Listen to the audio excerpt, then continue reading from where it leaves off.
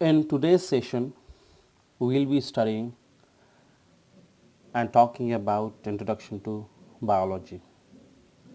What is biology? The definition of biology is the natural science that studies life, living organisms and their development. Now the question arises that what is a natural science? Natural science means discussing natural phenomena.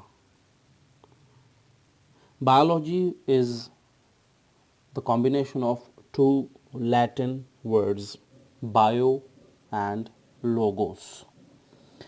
Bio means life, while logos means to study. Means to study about life.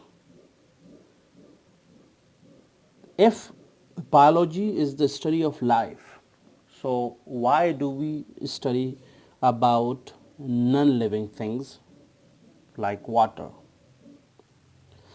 So the answer to this question is we study about so many non-living things in biology because they have a connection with life, like water has connection with life. Like if we talk about water in the life of a human being, so water plays an essential role in human body. So there is a relationship of living and non-living things. That is why we discuss about so many non-living things in biology too, because there is a connection between living and non-living things. Biology is a branch of science, and science is one of the most ancient studies of the world.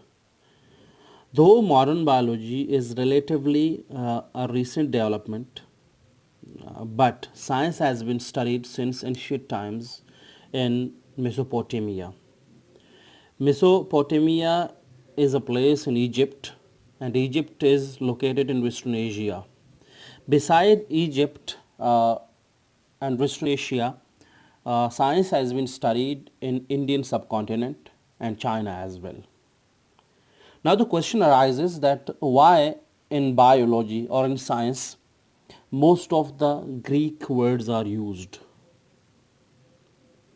So the answer to this question is that modern biology started in Greece. Greece is a country in Southeast Europe, officially known as Hellenic Republic, and the capital of Greece is Athens. And the father of biology also was from the same country. The father of biology is known to be Aristotle, who was born in 384 BC and died in 322 BC. Why is Aristotle considered as the father of biology? Because he had so many contributions towards biology. He was a philosopher and a polymath. Polymath is a person who has a lot of knowledge of various things. Aristotle was the student of Plato. Plato was founder of Platonist school, which was the first institute of higher learning in Western world.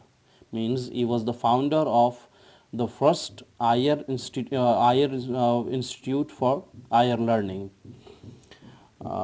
And Aristotle, who is known to be the father of biology, worked on history of animals, diversity of life, and he wrote many books on botany. Biology improved when microscope was developed by Antony Philips van Leeuwenhoek. He was a Dutch scientist and he is known to be the father of microbiology. Antony Philips was born on 24 October 1632 and he died on 26 August 1723. Microbiology is a branch of biology in which we study about microorganisms. Carl Linnaeus, who was a Swedish scientist, was born on 23rd May 1707 and died on 10th January 1778. He introduced scientific names of all species in 1750s. Now the question comes, why is scientific naming necessary? Scientific naming is necessary because it will be easier for the people, for the students to study about all the living organisms and to study about all the living organisms in an easier way. That is why scientific naming plays a great role in science. After that, we will be discussing about three major branches of biology. The first major branch of biology is zoology.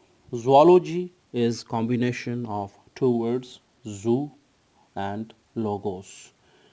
Zoo means animals and logos means to study, means to study about animals. This is a branch of biology in which we study about animals only. And the father of zoology is Aristotle. The second branch of biology is botany. In botany, we study about plants. And the father of botany is Theophrastus. After that, the third major branch of biology is microbiology. Microbiology is combination of three words, micro, bio and logos. As we discussed earlier, bio is combination of two words, biology is combination of two words, bio and logos. Bio means life, logos means to study. Micro is the antonym of macro. Macro means big while micro means small. Means microbiology is branch of biology in which we study about microorganisms or the organisms that are called to be unicellular or single celled or single cellular or the organisms that cannot be seen with the common eye and we need a microscope to study about those animals. These are the three major branches of biology. Hope you have understood that. We will be discussing further in the next lecture.